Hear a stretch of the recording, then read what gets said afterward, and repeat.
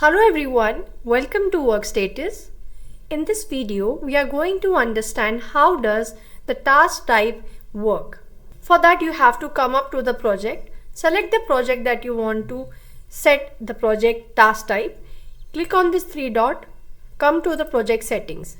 Once done, click on task type. Now here the by default task type is enhancement and bug. Now you can even make the type of the task that you want to keep for your project by clicking on here as add custom field.